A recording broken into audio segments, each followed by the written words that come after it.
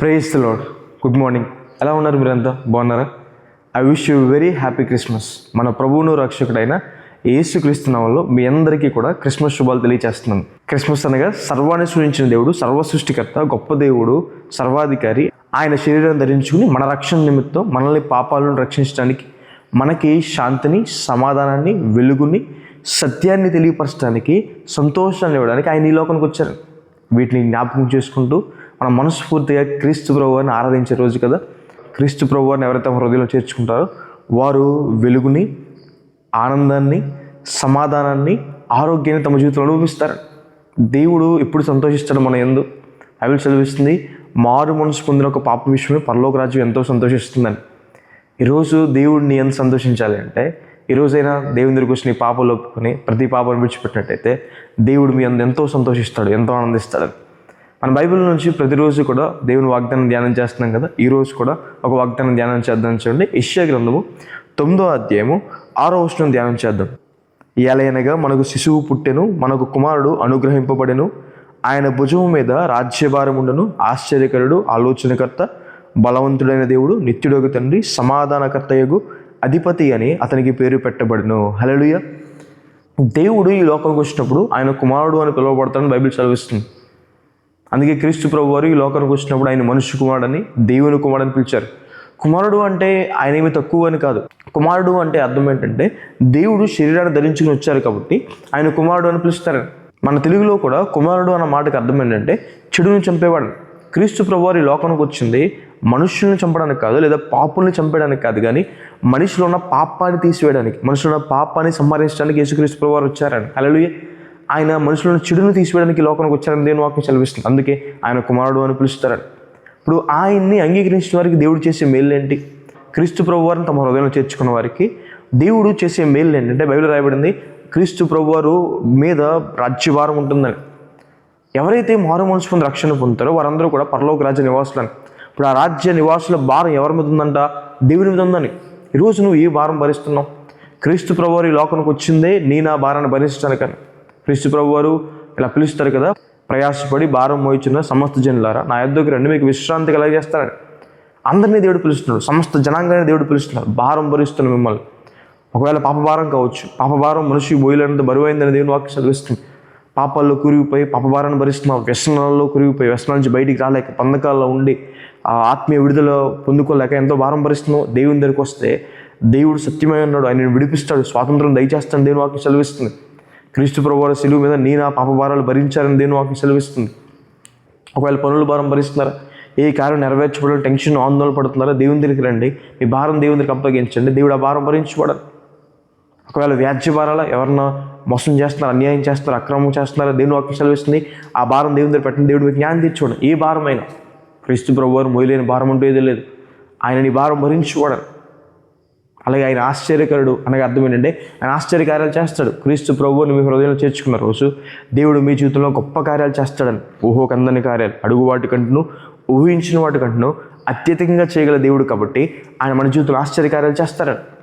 ఆయన గాలిని, సముద్రాన్ని నెమ్మలపరిచారని ఒక్క మాట ద్వారా చనిపోయిన లాజర్ని, ఆల్రెడీ సమాధిలో పెట్టి 3 రోజులైన లాజర్ని క్రీస్తు ప్రభువు తిరిగి లేపారని. ఒక్క మాట ద్వారా పుట్టుక నుంచి కుంటి వారిని దేవుడు స్వస్థపరిచారు, పుట్టుక నుంచి గుడ్డి వారిని దేవుడు స్వస్థపరిచారు. ఒక్క మాట ద్వారా 38 సంవత్సరాల నుండి బెతెస్దా కోనేటి దగ్గర పడిపోయిన వ్యక్తిని దేవుడు లేపారు. ఆయన ఆశ్చర్యకరుడు. ఈరోజు మీ జీవితంలో ఏ ఆశ్చర్యం కార్యం జరగాలని కోరుకుంటున్నారు? కొన్నిసార్లు అనిపిస్తుంది కదా, ఇది ఒక అద్భుతం జరిగితే కానీ మా జీవితంలో మేము ఆశీర్వాదం పొందాలని అనుకుంటున్నారు కదా. ఆ దేవుని వాక్యం సెలవిస్తుంది, దేవుడు అద్భుతం చేసేవాడు. క్రీస్తు ప్రభు వారికి మీ హృదయంలో చోటు ఇవ్వండి. ఆయన ఆశ్చర్యకరుడు, ఆయన ఆశ్చర్యకరమైన కార్యాలు చేస్తాడు. ఆయన ఆలోచనకర్త. మనందరికీ కూడా మంచి ఆలోచన కావాలి, మంచి ఆలోచన ప్రకారం మనం నడిపించబడాలి. కీర్తన గ్రంథంలో 1వ అధ్యాయంలో రాయబడుతుంది, దుష్టుల ఆలోచన చొప్పున నడవకు. అంటే దుష్టులు కంటుకున్న ఆలోచనలు ఉన్నాయి, పాపుల మార్గం నిలవకంటే పాపులు కంటుకున్న మార్గాలు ఉన్నాయి. దేవుని దగ్గరికి వచ్చినప్పుడు దేవుడు మనల్ని మంచి ఆలోచన ప్రకారం నడిపిస్తాడు. ఆయన మంచి ఆలోచనకర్త, మంచి ఆలోచన మనకు చెప్తాడు. ఒకవేళ మనం త్రోవ తప్పిపోతుంటే ఇదే సరైన త్రోవ, దీంట్లో నడవమని దేవుడు మనల్ని నడిపిస్తాడు. జ్ఞానులు తారని చూసి క్రీస్తు ప్రభు వారు పుట్టారు, లోకరక్షకుడు పుట్టాడన్న విషయం తెలుసుకుని యెరూషలేము వరకు వస్తారు. యెరూషలేముకి వచ్చిన తర్వాత రాజులు రాజు, ప్రభువులు ప్రభువు పుట్టే ఆయన ఖచ్చితంగా రాజుకోటలోనే పుడతారు అనుకుని వారు వెళ్ళి హేరోదు దగ్గరికి వెళ్తారు.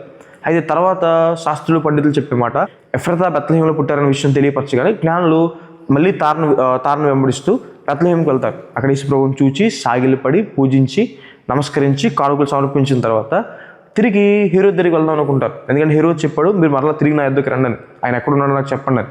వెళ్దాం అనుకుంటే దేవుడు మరి జ్ఞానులు వచ్చి మరి దేవుని తమ జీవితం సమర్పించుకున్నారు కదా, దేవుని దగ్గర సాగిలు పడ్డారు కదా, దేవుని ఆరాధించారు కదా. ఇప్పుడు దేవుడు వారి జీవితం చేసిన మేలు ఏంటంటే దేవుడు వారికి ఆలోచన చెప్పాడు, మీరు ఆ మార్గాన్ని కాదు ఈ మార్గం వెళ్ళమని దేవుడు వారికి ఒక మార్గంలో వారు నడిపించాడు. ఈరోజు కూడా అంతే, దేవుడు మిమ్మల్ని సరైన మార్గం నడిపిస్తాడు. ఆయన ఆలోచనకర్త అని దేవుని వాక్యం సెలవిస్తుంది.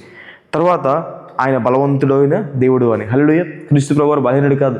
చాలామంది శిలువ మీద 3 మేకులు పీక్కొని ఆయన బలవంతుడు ఏమవుతారంటారు. దేవుని వాక్యం సెలవిస్తుంది ఆయన సర్వశక్తిమంతుడని.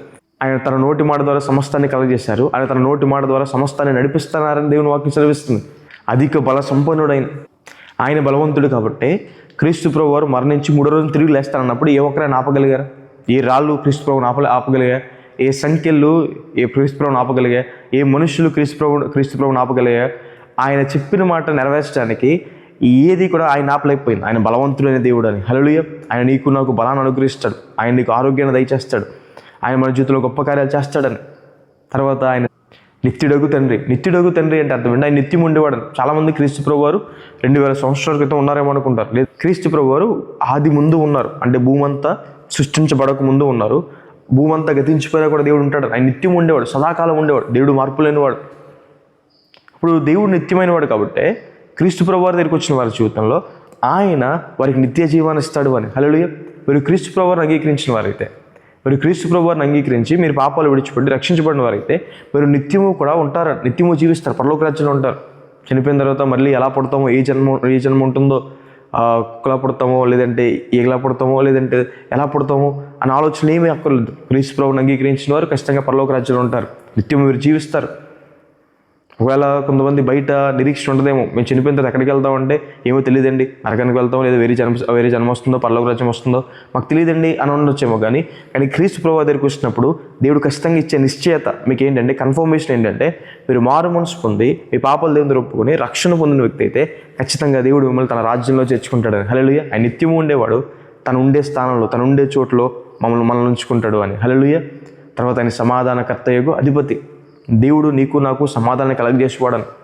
మొదటిగా మనం పాపం చేయడం ద్వారా దేవునికి శత్రువులు అయిపోయాం. క్రీస్తు ప్రభువు ఈ లోకానికి వచ్చింది దేవునికి మనకి సమాధానం స్థిరపరచడానికి. పాపం చేయడం ద్వారా మనం సమాధానం కోల్పోయాం.